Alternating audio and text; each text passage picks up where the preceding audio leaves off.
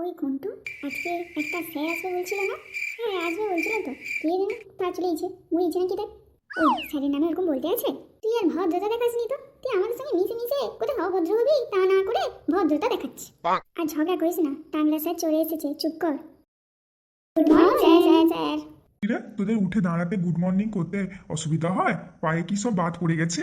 হ্যাঁ স্যার, আপনি নতুন নয় তো তাই আর দাঁড়াইনি, বসে বসে গুড মর্নিংটা বলে দিয়েছি। কিন্তু তুই কিন্তু বড় বড় কথা বলছিস, তোকে কিন্তু এখান থেকে বিদায় দিয়ে দেবো। কে কাকে বিদায় দেয়? আপনার মাথায় একটা চুল নেই, তার মানে 7 বছর পেরিয়ে গেছে, আমি আপনাকে বিদায় দিয়ে দেবো স্যার। আরে চুপ কর না, স্যারের সঙ্গে লাগতেছিস কেন? প্রচুর কথা ফুটেছে না? আর যেই পড়াটা জিজ্ঞাসা করবো যদি না বলতে পারিস তাহলে তোকে আমি বিদায় দেবো, আমাকে বিদায় দিতে হবে না।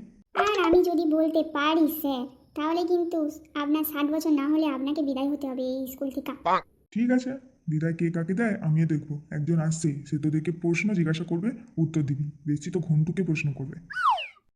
বাবা স্যার, আপনিও টাকলা, আবার একটা টাকলাকেই এনেছেন।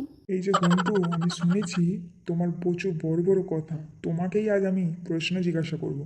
বলে দিলাম ঝটঝট করে, আমার আবার সময়ের দাম আছে অনেক, বাড়ি যেতে হবে।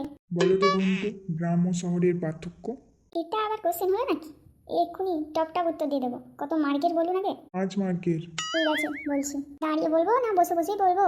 আরে হতচ্ছাড়া, তুই বসে বসেই বল, পায়ে বাদ পড়ে গেছে না, বসে বসেই বল। ওকে। গ্রাম ও শহরের পার্থক্য: গ্রামে মাকে মা বলে ডাকে আর শহরে মাকে মম বলে ডাকে। গ্রামে বাবাকে বাপ্পা বলে ডাকে আর শহরে বাবাকে পাপ্পা বলে ডাকে। গ্রামে হিসু পেলে বলে হিসু পেয়েছে আর শহরে হিসু পেলে টয়লেট পেয়েছে বলে। গ্রামে হাগু পেলে হাগু পেয়েছে বলে আর শহরে ইতে পেলে হগা পেয়েছে। গ্রামে কুকুরদের বাইরে পোষা হয় আর শহরে কুকুরদের বাড়ির ভেতরে পোষা হয়। গ্রামে মেয়ে ছেলেরা শাকসবজি খেয়ে মানুষ হয় আর শহরে বিয়ার খেয়ে মানুষ হয়। अबे साले থাম থাম, এইসব কি বলতেছো রে? আজ ওর কপালে না বহুত দুঃখ আছে রে ভাই। এসব কি বলছিস ঘন্টু? তোকে এখানে মেরে শুয়ে চ্যাপ্টার থালা বানিয়ে দেবো, চিনিস না আমাকে? এসব কি বলছো? কেন এরকম বলছো তুমি?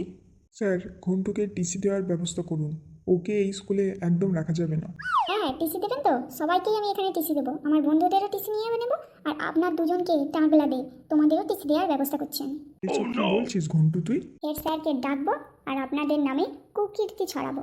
এখান থেকে আপনারা যদি না যান তাহলে কিন্তু আমি সত্যি সত্যি হেড স্যারকে ডাকবো। আমার মাথা কিন্তু অনেক গরম হয়ে আছে। কিন্তু রে, তোর কপালেই অনেক কষ্ট আছে। এসব কি করছিস স্যারের সঙ্গে? সকাল সকাল কি গিলে আসছিস কিছু? আজ থেকে তোদের সঙ্গে আমি মিশবো না, তোদের সঙ্গে থেকে থেকে আমিও খারাপ হয়ে যাবো। আমার যা আনন্দ হচ্ছে না স্যারগুলোকে ডোজ দিয়ে, তোরা এই আনন্দ ফিল করতে পারবি না আমি জানি, তাই আমার সঙ্গে আর মিশছিস না, ঠিক আছে? ঠিক আছে, আজ থেকে তোর সঙ্গে মিশবও না, ভালোই হলো, নাহলে তোর জন্য আমরাও খারাপ হবো। রাজু, কালু, চ আমরা তিনজনই বাড়ি যাই, ও থাকুক। আমি তো টিসি চাই, তাই জন্য তো স্যারেদের সঙ্গে এইরকম করেছি। আমার স্কুলে একদম ভালো লাগে না।